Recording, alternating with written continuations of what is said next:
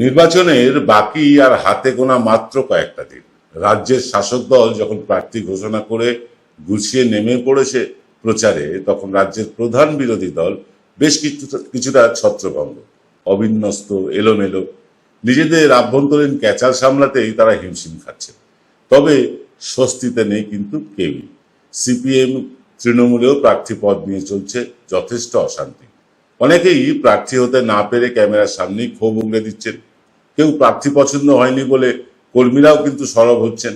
তবে বিজেপি বিরোধী শিবিরে মানে এই ক্ষোভ বিক্ষোভ, যারা বিজেপির বিরোধী তাদের শিবিরে এই ক্ষোভ বিক্ষোভ খানিকটা চাপা স্বরে চলছে।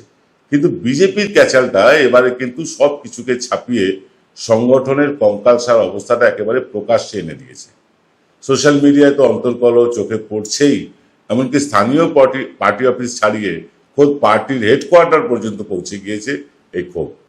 স্বয়ং রাজ্য সভাপতিকে সামাল দিতে নেমে পড়তে হয়েছে ময়দানে। কিন্তু কেন এই ক্ষোভ? কেন এই ক্ষোভ বুথ মন্ডল স্তরের কর্মীদের মধ্যে? বিশ্বের বৃহত্তম দল বলে ঢাকঢোল পেটানো এই দলটির এই দুরবস্থা কেন? এরকম আভ্যন্তরীণ কোন্দল নিয়ে বিজেপি রাজ্যের ক্ষমতা দখল করা কি আদৌ সম্ভব হবে? আজকের ভোটের হাওয়া খতিয়ে দেখবো আমরা সেটাই। তার আগে আসুন দেখে নিই কয়েকটা টুকরো টুকরো খণ্ডচিত্র এই ক্ষোভ বিক্ষোভের। আমরা একটা ভিডিও কোলাজ করেছি আপনাদের জন্য, একটু দীর্ঘ ভিডিও কোলাজটা। বিভিন্ন জায়গা, বালি থেকে শুরু করে হিঙ্গলগঞ্জ, খেজুরি থেকে শুরু করে আলিপুরদুয়ার, সর্বত্র এই ক্ষোভের আগুন কিন্তু ছড়িয়ে পড়েছে। তারই টুকরো টুকরো চিত্র আগে আমরা দেখে নেব। নতুনদের প্রত্যেকবার নতুনদের সুযোগ দেওয়া উচিত। যারা হারছে তাদেরকেই বারবার কেন দেওয়া হচ্ছে, এটা আমার একটা প্রশ্ন। আর আশা করছি না কিছু, আর ফিউচারে আর এক্সপেক্ট করছি না কিছু। হয়ে গেছে, শখ, আবদার, ইচ্ছে, চেষ্টা প্যাক আপ করে দিতে চাই। রাজনীতি ছেড়ে দেবেন? ওরমই ইচ্ছে আছে। অপদার্থ অশিক্ষিত মূর্খ প্রার্থী দূর দূর হাঁটা বৃহত্তর আন্দোলন চলছে খেজুরিবাসী আমরা প্রার্থী শুধু মনের মতো নয় বললেও ভুল হবে। এই প্রার্থী আপনারা সকলে শুনে রাখুন, এই প্রার্থী হচ্ছে প্রথম অশিক্ষিত, 2 নম্বর হচ্ছে অযোগ্য এবং অস্বচ্ছতা। উনি সিপিএম থেকে এসছেন, আসার পরে যে কূট রাজনীতি, ওখানে সিপিএম এর খেলা অনেক খেলেছেন, প্রত্যেক বাড়ি বাড়ি সারা ধান বইয়ে দেওয়ার কাজ ছিল উনার। উনি আমাদের দিলীপ ঘোষের হাত ধরে এসেছিলেন।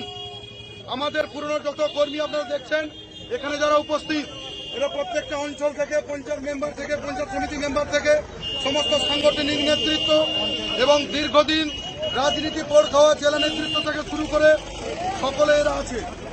এখন কথা হচ্ছে এই যে প্রার্থী, উনি জেলা পরিষদে জিতে যেভাবে আমাদের এই নিষ্কর্ষ অঞ্চল 2 নম্বর ব্লকটাকে পরিচালিত করছে, টোটাল কোটি কোটি টাকা কাজের নামে কন্ট্রাক্টরদের কাছ থেকে কোটি কোটি টাকা লুট করে, তার সঙ্গে 2-4 জন সেক্রেটারিকে রেখে তারা আজকে ঘর বাড়ি, ট্রাক্টর থেকে শুরু করে জমি জায়গা সমস্ত প্রপার্টি বানাচ্ছে। আপনাদের বলে দিই, আজকে যে আন্দোলন দেখছেন এটা কোনো আন্দোলন নয়। আমরা এখান থেকে জেলাকে হুঁশিয়ারি দেওয়ার জন্য এসেছি। এরপরে বৃহত্তর আন্দোলনে আমরা নামবো অবিলম্বে। এই অশিক্ষিত, অযোগ্য, এই অস্বচ্ছত ভাবমূর্তির এই সুব্রত পাইককে যদি আমরা খেজুরিবাসী কোনোদিন মেনে নেব না। যদি জেলা আমাদের কথা মেনে নিল তো ভালো, না হলে আগামীকাল থেকে এই বিজেপি খেজুরির বুকে, আপনারা দেখেছেন এই বিজেপির ইতিহাস, আগামীকাল থেকে ইতিহাস শুরু হতে চলেছে। এই খেজুরি বৃহত্তর আন্দোলনে নামছে।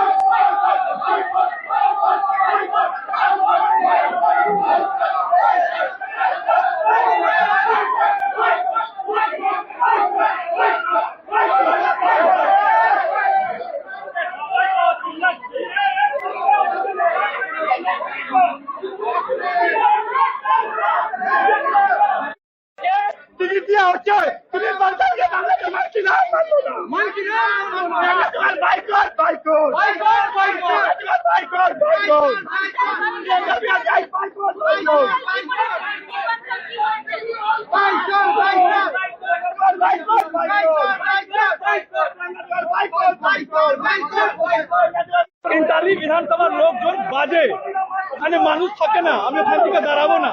কি করে টিকিট নিয়ে যে মিডিয়াতে বাইট দিচ্ছে আমি লোকজন জন্য দাঁড়িয়েছিলাম, তার জন্য দাঁড়িয়েছিলাম।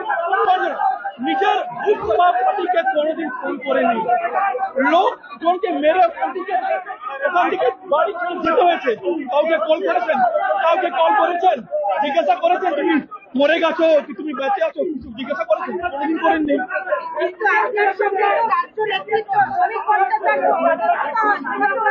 मैम अगर कल के श्रमिक दा ममता बनर्जी के बोले तुम्हार प्रार्थी তুমি একে একসেপ্ট আমি করব না, কোনোদিন করব না।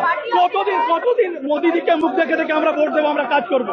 সব সময় মোদিজি আমার কাছে আসে দাঁড়াবে, আমার বিধায়ক আমার কাছে দাঁড়াবে, কোনোদিন দাঁড়ায়? হাই রাইজে বিল্ডিং এ থাকে, কিছু হওয়া হাই রাইজ বিল্ডিং এ চলে যাবে, 10 গভর্নমেন্ট থাকবে, সব সময় সিকিউরিটি থাকবে। আমরা মার খাবো রাস্তায়, আমাকে বাড়ি ছেড়ে যেতে হবে। যাবেন বাড়ি থেকে?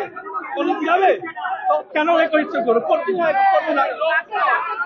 কাউকে দিয়ে দেয়, সাধারণ মানুষকে দিয়ে দেয়, রিক্সাওয়ালাকে দিয়ে দেয়, ভ্যানওয়ালাকে দিয়ে। কোনো বিজেপি কর্মী বিজেপিকে হারাবো এ কথা বলবে না। যে কর্মী বিজেপিকে হারাবে বলছে তার সঙ্গে কোনো আলোচনা নেই যে বিজেপির কর্মী নয়। আর এসব আমরা দেখেছি অনেক, একটু হয় আসলে। বিজেপি কর্মীরা যেখানে এখানে আছি তারা তাদের ক্ষোভ প্রকাশ করছি যে আমরা ভূমিপুত্র চাই, আমাদের ওই বহিরাগত প্রার্থী আমরা চাই না। আমাদের লোকাল যদি কলা গাছে দাঁড় করিয়ে দেয় তাই আমরা ভোট দেব। কোন বিধানসভা কেন্দ্র আপনাদের? আমাদের 88 বিধানসভা কেন্দ্র কৃষ্ণগঞ্জ। এই বিধানসভার ভোটারও নয়, উনি বাংলাদেশি। আজকে ভারতীয় জনতা পার্টি অমিত শাহ নরেন্দ্র মোদী সবাইকে বহিরাগত ভাবে তাড়াচ্ছে।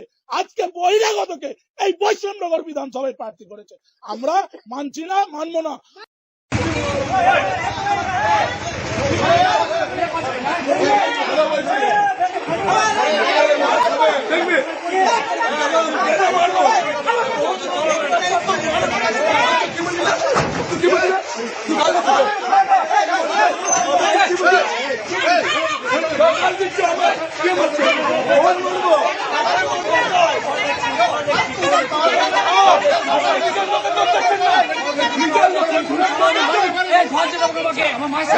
এখানে এসে পুরো টাকা পয়সা খেলা চলছে, এটা দাঁড়ান না। এই শ্রমিক ভট্টাচার আমরা ভাবছিলাম সরস্বতী পুত্র, এ জানে না কে খাচ্ছে। যে 3 বার 4 বার 5 বার ইলেকশন হারছে তাদেরকে টিকিট দেওয়া হয়েছে। সঞ্জয় সিংকে দক্ষিণ হাওড়া থেকে বালিতে নিয়ে নেওয়া হয়েছে। ভাই কবির শঙ্কর ঘোষ 2021-এ হেরেছে, আবার বিধানসভা হারার পরে তারপরে লোকসভা টিকিট দেওয়া হয়েছে। তারপরে দিলীপ সিং 2021-এ হারার পরে 4 বছর 7 মাস ছিল না দলে, তারপরে ও প্রত্যেকবার বলতো আমি টিকিট পেয়ে গেছি। যেদিন এলো 5 মাস বাকি ছিল ইলেকশন, ও বললো আমি টিকিট পেয়ে গেছি। মানে ওর এত ক্ষমতা যে টাকাতে আমি টিকিট কিনে দেবো। আমার মতো যতজন দেখছে পশ্চিম বাংলার 100-র মধ্যে 80% বিজেপি কার্যকর্তা বলতে হরিয়া তোমাকে কুর্নিশ জানাই, কারণ আমাকে লোক জানে পাগলের মতন খাচ্ছি। শুভেন্দু অধিকারী থেকে বেশি আমি করতে হয়। শুভেন্দু অধিকারী বড় মাপের নেতা, তাই এসে গেছেন ওনার। আজকে আমি এখানে বাধ্য হই, আমার মতন ছেলে বিজেপির বিরুদ্ধে কথা বলছি না। আমি বিজেপিকে ভালোবাসতাম, বাসি, সারা জীবন বিজেপি করবো, নির্দলেও লড়বো, তাও বিজেপি করবো। কিন্তু এই চোর চিটিং বাজ কোটি কোটি টাকার খাওয়ার সব টাকায় বিক্রি হচ্ছে।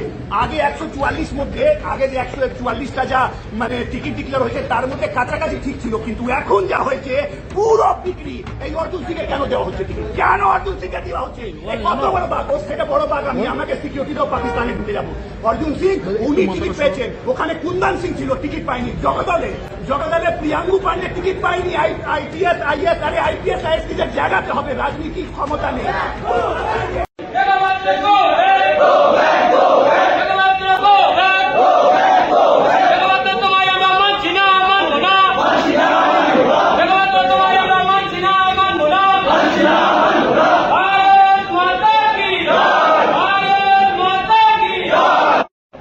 আপনার কি দাবি?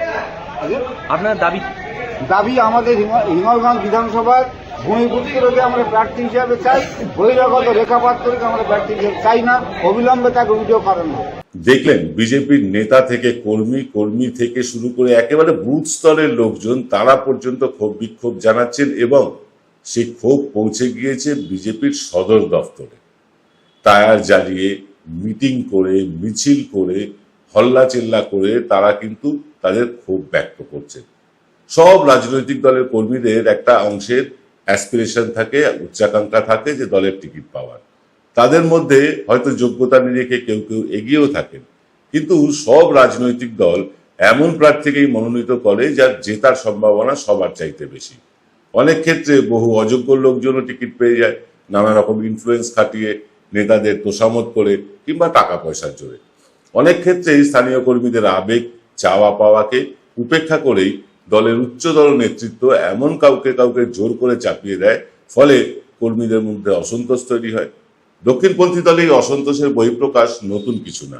প্রতিবারই নির্বাচনের প্রার্থী ঘোষণার পরে বিভিন্ন রাজনৈতিক দলের কর্মীরা প্রার্থী অপছন্দের কারণে তারা সরব হয়ে ওঠে।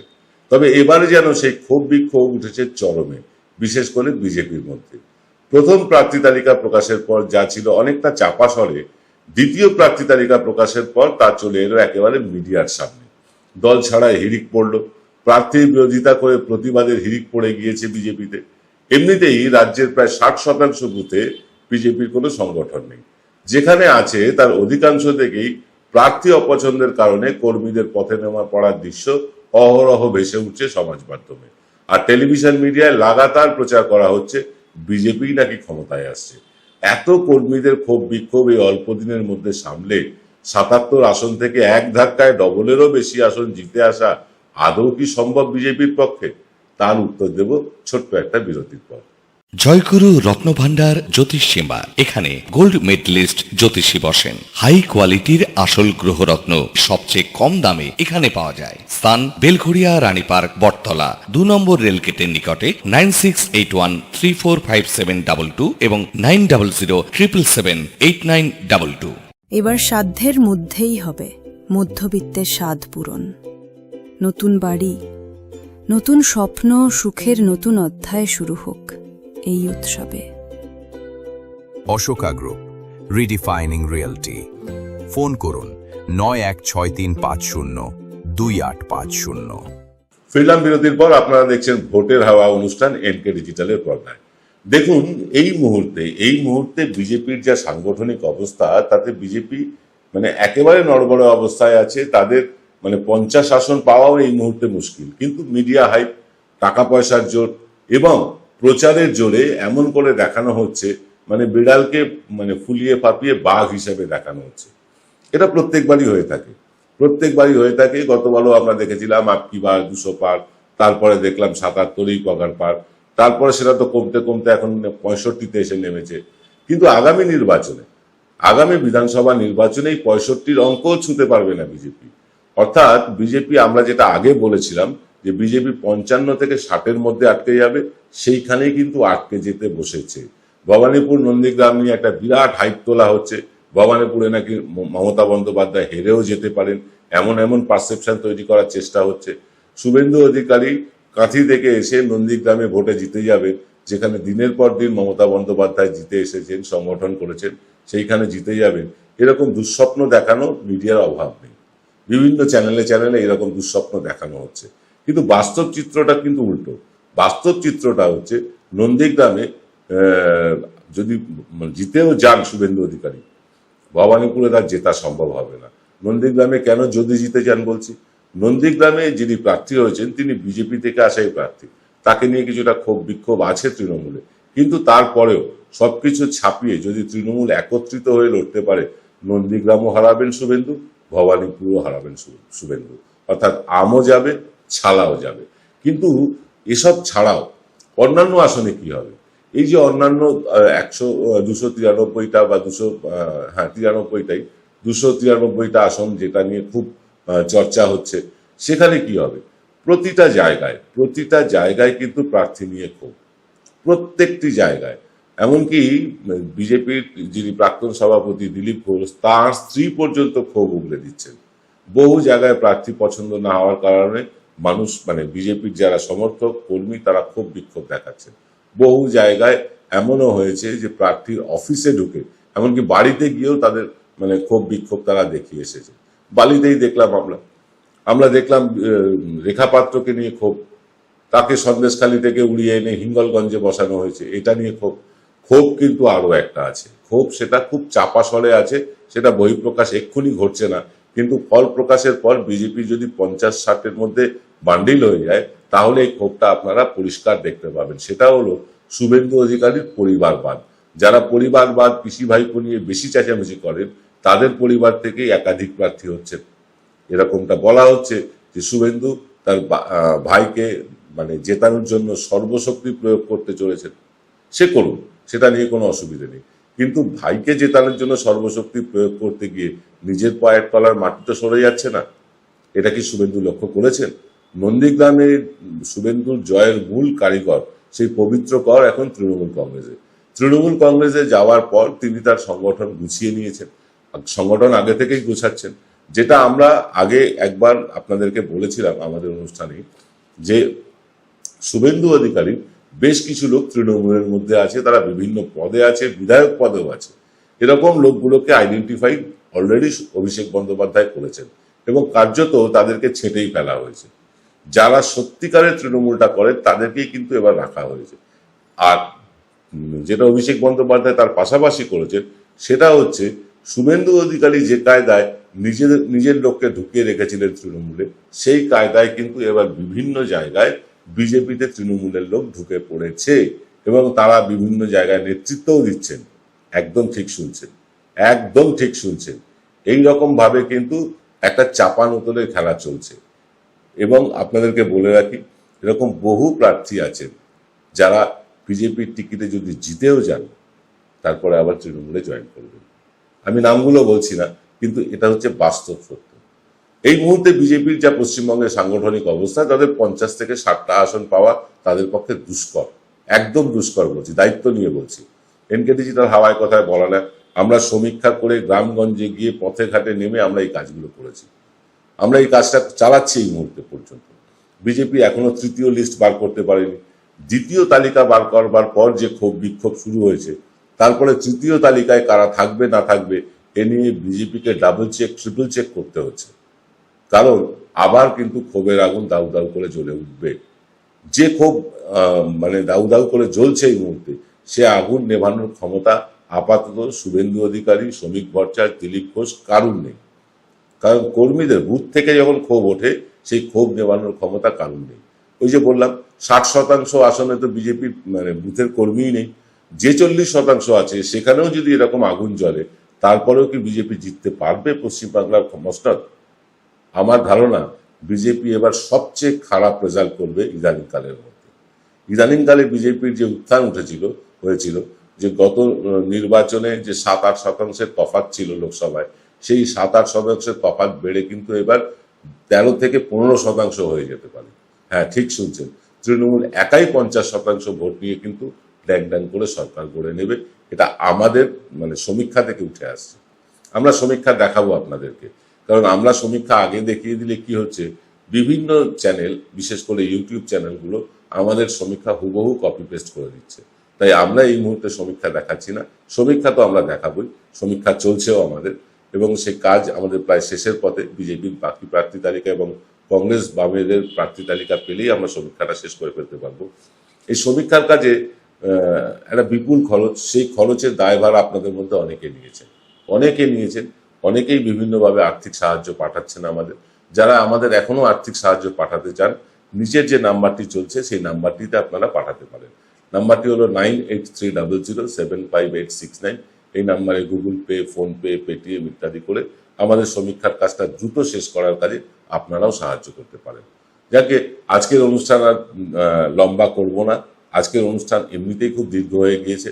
তাই আপনাদের সকলকে অনুরোধ করছি যে যেদিকে যা সমীক্ষা দেখছেন সব সমীক্ষা দেখুন, কিন্তু আপনাদের যে চির ভরসা এনকে ডিজিটাল, যারা 90 থেকে 95%, কোনো ক্ষেত্রে যেমন গত লোকসভায় আমরা 100% মিলিয়ে দিয়েছিলাম, এই এনকে ডিজিটালের ওপর যে আপনাদের ভরসা, সেটাকে যাতে মানে আমরা ধরে রাখতে পারি তার জন্য আমরা আপ্রাণ চেষ্টা করছি। 123 জন সহকর্মী আমরা কিন্তু দিন রাত পরিশ্রম করছি যাতে আপনাদের কাছে সঠিক সমীক্ষাটা তুলে দিতে পারি। আজ এই পর্যন্ত, সকলে ভালো থাকবেন, নমস্কার।